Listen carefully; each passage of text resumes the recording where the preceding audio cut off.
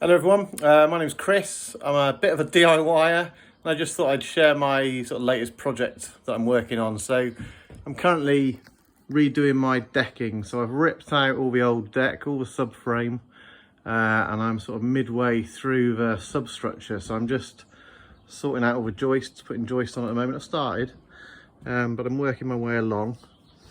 I've built a sort of fence for my neighbours, did that fairly quickly so that it's safe in terms of health and safety. My deck's about 1.2 metres off the ground. I'll just jump down and show you a few key bits that I'm working on. So I'm doing 6x2 treated timbers. These are all ST24, not ST, these are C24 timbers, so really good construction timbers. Using joist hangers on the ledger. I've fixed the ledger into the wall with some M12 masonry anchors, about 400 centres.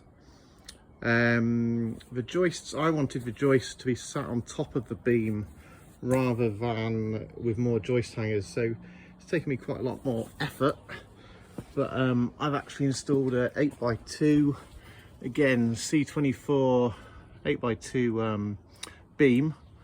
Well, I've got three beams actually, and I wanted them to be fully sort of notched in, or lap jointed in, so they are sat on my use class 4 treated 4-inch square posts, and then they've each got an M10 bolt going through and a few other extra sort of decent screws going in as well. In terms of the posts, looked at lots of different options. And I've gone for the, like I say, it's class 4 treated timber posts made to go in the ground. I've actually painted the bottom with bitumen right down underneath, and then I've used post savers. So these are post saver sleeves that you install, and they're sort of sat proud. And then with the concrete, as you can see, I've always made sure the concrete is sort of got a bit of a taper on the top so water drains away. I'm using a composite deck board, composite prime decking, HD deck dual. So my joists will be at 300 centres, and I'm just sort of starting putting noggins in.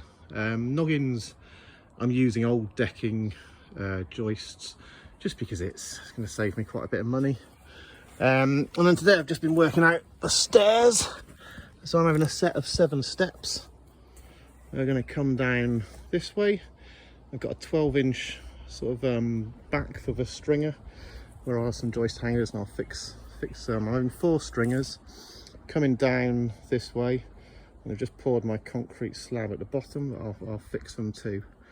I struggled to get 12-inch stringers, so I did manage to get some, but they're okay, but they're only C16, so I'll show you them in a second.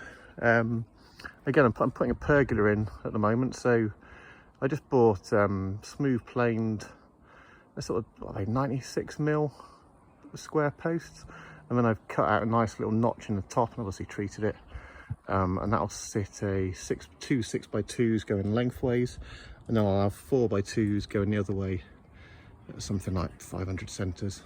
And I will be slatting, putting fencing on my side and also on the garage side, and I've sort of had to chase out and take out a bit of wall and put a big post in over there. So it's all work in progress, it's all coming on. But if anyone likes this video, I'll make some more. I did build this office down here. This was a DIY job I built, and again I could do a video of that if people are interested.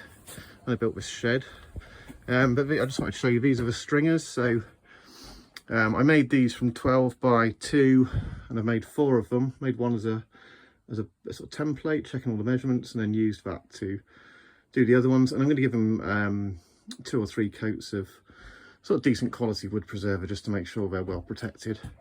I'm going to be using the HD Protect tape on top of all the joists and on top of all the top flat bits of the stringers.